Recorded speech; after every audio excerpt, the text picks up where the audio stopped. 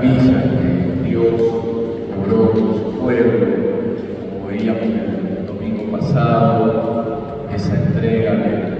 decálogo, un signo de predilección, de ese amor infinito de Dios. Y sin embargo,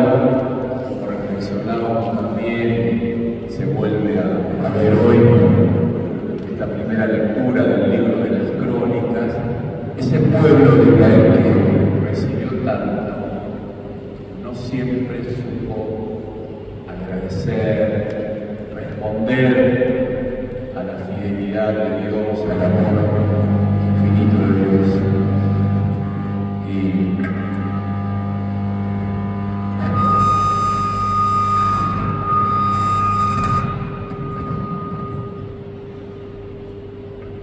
Y sucedió que el pueblo cometió muchas infidelidades, muchas fallas, y todo eso nos fue llevando a un caos, a un desorden. Es lo que sucede también en la actualidad. Nosotros vemos lo que está pasando aquí en nuestra ciudad, como nos duele tanto. Anoche también mataron a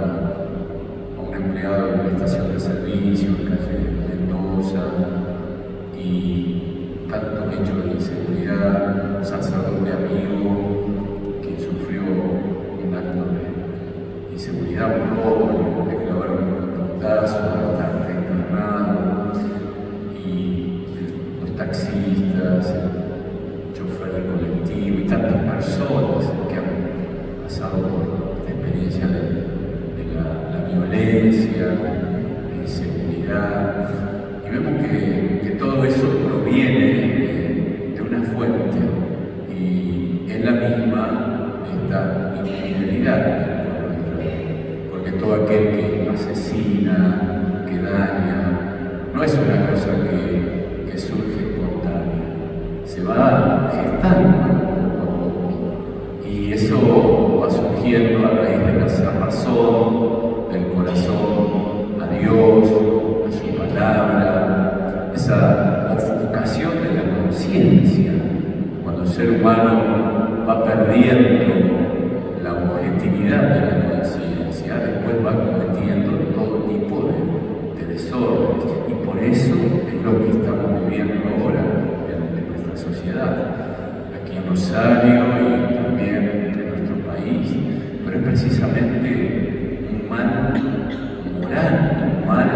ese alejamiento del corazón del hombre a Dios. Y sin embargo, como vemos en todas las lecturas de hoy, el amor de Dios sigue insistiendo y busca la salvación, una salvación que, como lo leíamos en San Pablo, no es mérito del ser humano, sino de Dios. Él nos amó primero, como veíamos en el Evangelio de San Juan. Dice: Dios amó tanto al mundo que entregó a su Hijo único, para que todo el que cree en Él no muera, sino que tenga vida eterna. Es que hay que creerle al amor de Dios, y a pesar de todas nuestras falencias, Él sigue siendo fiel, Él no falla. Era esa confianza que tenían los santos, como San José. Hoy comenzamos la novena en este día 10 de marzo, y San José fue un hombre que no se apoyó nunca en sí mismo, tuvo una misión maravillosa, la de custodiar a Jesús, el Verbo hecho carne, y a María Santísima, la Virgen pura, y él nunca jamás se apoyó en sus fuerzas, sino en todo momento encontró la fuerza en el amor de Dios, creyó en el amor de Dios, y porque creyó en el amor de Dios también supo reflejarlo. Y ese es el gran cometido que nosotros tenemos, el de anunciar la salvación del Señor,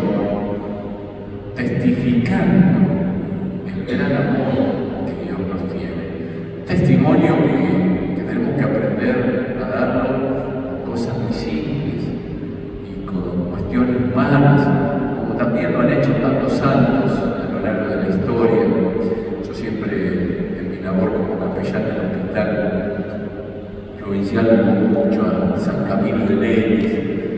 un hombre que estaba muy alejado de Dios. Y sin embargo, el Señor permitió una herida en la pierna, una internación, en un lugar donde los hospitales en ese momento eran terribles. Él estaba internado en un lugar que se llamaba Santiago de los Incurables. Y ahí lo único que importaba para la iglesia, de su asistencia, era la salvación del alma, que la persona se confesara, recibiera los sacramentos. Pero él, en todo ese trato inhumano que vio allí en ese hospital, sintió que había que agregar algo más, y que era una cuota de humanismo en el trato hacia el enfermo, hacia el sufriente. Y por eso Camilo de Lelis poco a poco va fundando una orden religiosa dedicada especialmente al cuidado de los enfermos. Y era un hombre tan cuidadoso con los enfermos, que era allí donde él reflejaba el amor de Dios. Y tenía detalles. San Camilo de Lelis era un hombre muy alto, y un día iba caminando con un religioso muy joven, novicio, y como Camilo de Lelis era un hombre bien alto, grandote, le dijo al joven que estaba sufriendo el calor del sol: mira, yo voy a ir caminando delante tuyo, te voy a ir haciendo sombra, entonces vos vas a ir más cómodo. Y le hizo al cebadero el camino de la vida. Hasta en esos detalles se fijaba en la atención de los demás. Y creo que ahí está nuestro gran cometido, en el amor a Dios, que nos amó primero, pero también en el amor al prójimo, reflejando siempre esa salvación de Dios, pero con gestos